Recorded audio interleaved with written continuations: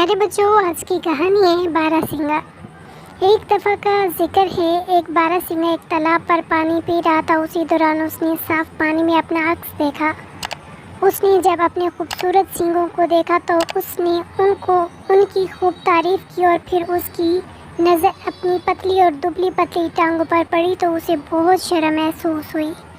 उसने सोचा कि उसके सींग कितने खूबसूरत हैं और दूसरी तरफ ये टांगें कितनी बदसूरत हैं। एक दिन जब वो पानी पी रहा था और अपनी टांगों से नफ़रत का इज़हार कर ही रहा था तो उसी दौरान उसने कुछ शिकारी जानवरों को अपनी तरफ आते देखा। उसे जब ख़तरा महसूस हुआ तो उसने अपनी जान बचाने के लिए दौड़ लगा दी। वो इतनी तेज़ी से भागा कि जल्दी जंगल के सबसे घने हिस्से तक पहुंच गया।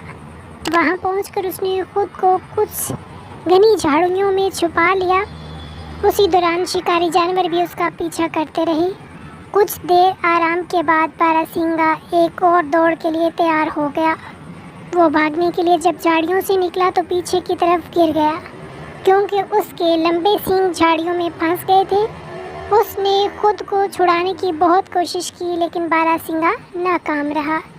कुछ ही देर में शिकारी जानवर भी उसी जगह पर पहुंच गए जहां बारहसिंगा अपने आप को बेबस महसूस कर रहा था। शिकारी जानवर उसके करीब से करीब तर होते जा रहे थे। उस नाजुक लम्हे बेचारे अपने सींगों पर लानत भेजी और उसे अपनी गलती का एहसास हो गया, लेकिन तब बहुत देर हो चुकी थी। शिकारी जानवरों ने उसके टुकड़े टुकड़े कर दिए। मरने से पहले उसे एहसास हुआ कि अल्लाह ताला की बनाई हुई कोई भी चीज़ बेकार नहीं होती।